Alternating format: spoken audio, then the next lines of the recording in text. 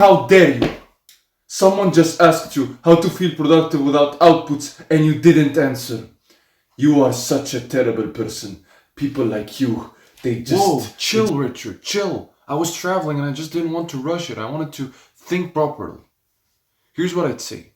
As someone who's always been obsessed with output, here are the three things that helped me. Actually, four. One, surround yourself with friends who value the inputs. Most of the world only celebrates results. Did you get the deal? Did the video go viral? Did you hit a number? And when you're surrounded by only that, you'll start tying your self-worth to results. It happened to me. That's why you need friends who celebrate the work itself. That's what I started doing with my accountability group, because they know the input is the only thing you and I can control. And they know it is what eventually leads to the output anyways. And trust me, when you've got friends like that who clap for you when you do the work, who tell you to keep going even when results aren't there, to keep improving yourself, you feel seen and it becomes much easier to keep going. That's what has been happening to me with my accountability group. Two, remember that to God, the input is the output. This one reframed everything for me. So the Prophet, peace be upon him, said, if one has a seed in their hand on the day of judgment, plant it. Logically, the seed won't become a tree. There's no output. But still plant it. Why? Because to God, the act of planting is what matters. Same with Prophet Nuh, alayhi salam. He preached for 950 years and barely anyone believed. If you judge that by the output, you'd call that failure, or he's less good in the eyes of God than other prophets. But to God, he was as good. It was success because he was sincere and consistent. That's what productivity means to me now, doing the work well even when the world doesn't reward it or see it.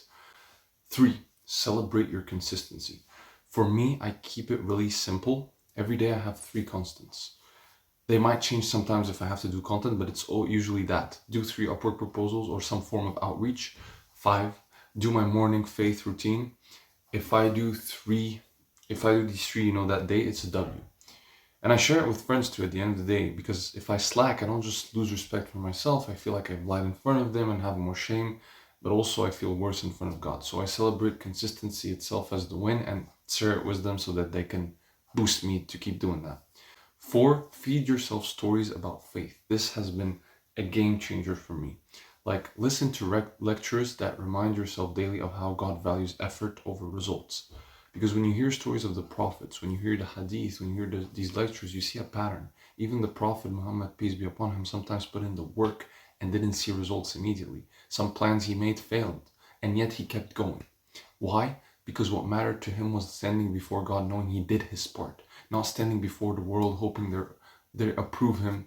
And I've been making this a habit, listening to these stories every day, reading them, or surahs, and it has really been rewiring my mind to trust God more and to focus on the input.